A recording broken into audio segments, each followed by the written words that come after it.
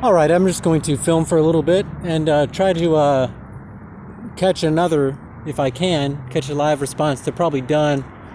They're running out of money for these programs, and it's really, really sad they keep it up. Now, I just want to compare what it's like when aircraft are not around you all the time, and it's pretty much like normal life.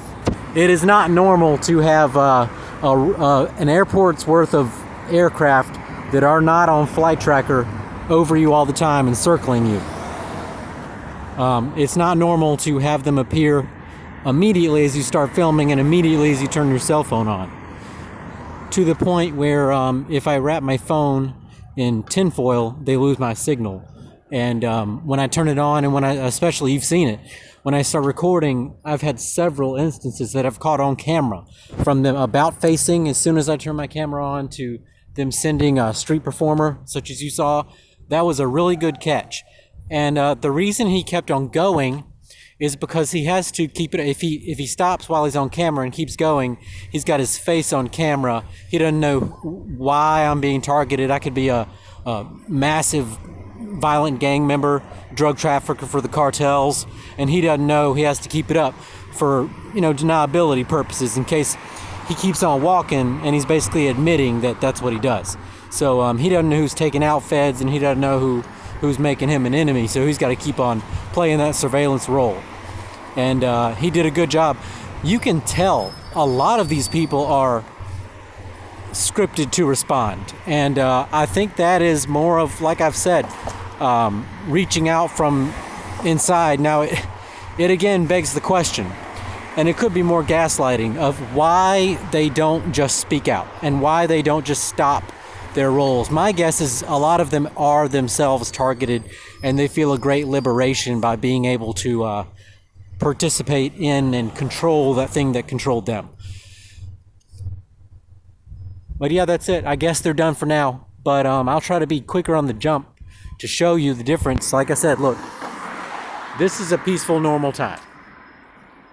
No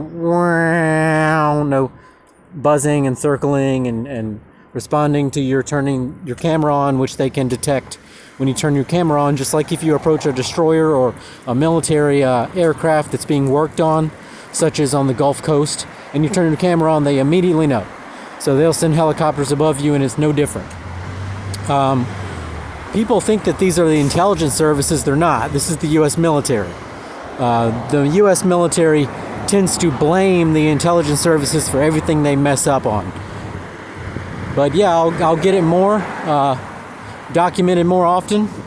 But that was a really, really good series of catches right there.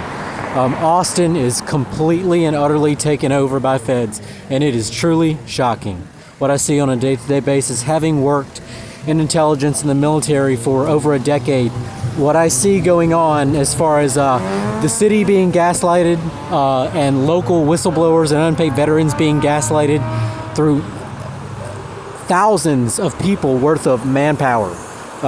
Everybody doing a tiny, tiny, tiny amount, literally as little as possible to work together. It would be as if a marauding gang were running around terrorizing the streets, except they have just a massive, huge gang, and everybody does a little tiny bit so nobody gets noticed, and it becomes the norm. There's so much it becomes the norm. That's why you hear about Austin, Texas being absolutely crazy, because a lot of it is artificial. So yeah, they've got Austin on lockdown, and it's really, really sad.